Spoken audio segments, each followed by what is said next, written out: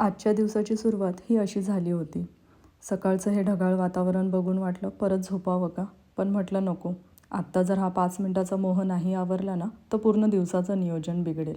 अंघोळ करून झाल्यानंतर मग देवपूजा केली. आज तसं गुरुवार, स्वामींचाही वार आणि आमच्या गजानन महाराजांचा देखील. तसं तर मी श्री गजानन महाराजांची भक्त, पण आमच्या सासूबाईंनी घरामध्ये श्री स्वामींना एवढं जिवंत ठेवलं आहे ना, की आता त्यांचीही उपासना मी करायला लागली आहे. देवपूजा उरकल्यानंतर पाहिलं घराबाहेर छान ऊन पडलं आहे. लगेचच मी घरातली जी प्लांट्स आहेत ना, ती घराबाहेर ठेवली जेणेकरून त्यांना छान ऊन भेटावं.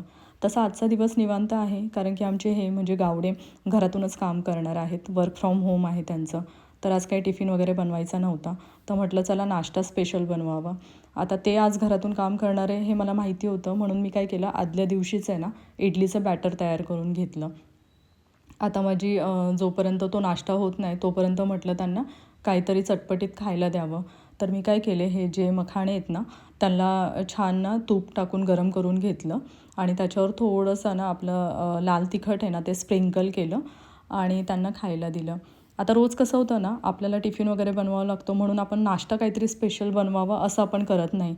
मी सहसा काय करते, समजा नाश्त्याला चपाती भाजी मला द्यायची असेल ना, तर मी सकाळी 2 भाज्या बनवते, जेणेकरून त्यांना नाश्त्याला वेगळी भाजी देता येईल आणि टिफिनमध्ये ते वेगळी भाजी घेऊन जातील. तसं तर इथलं वातावरण नेहमीच थंड असतं. या थंडीमध्ये पण इडलीचं जे बॅटर आहे ना ते छान फर्मेंट झालेलं आहे. आता थंडीच्या दिवसांमध्ये पण घरच्या घरी असं बॅटर आपल्याला कसं तयार करता येईल, असं जर तुम्हाला प्रश्न असेल ना तर नक्की मला कमेंट करा. मी याची रेसिपी देखील तुमच्यासोबत लवकरात लवकर शेअर करेल. खूप इझी आहे. फक्त 1-2 स्टेप आपण जर योग्य रीतीने फॉलो केल्या ना तर आपलं पीठ ना छान तयार होतं घरच्या घरी.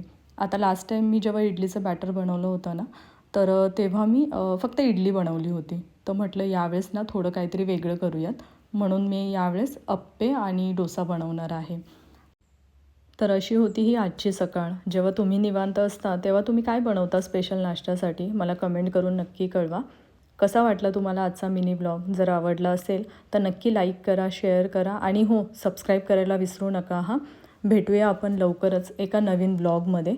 तोपर्यंत स्वतःची खूप खूप काळजी घ्या आणि छान छान असं खात राहावा. भेटूया लवकरच. बाय.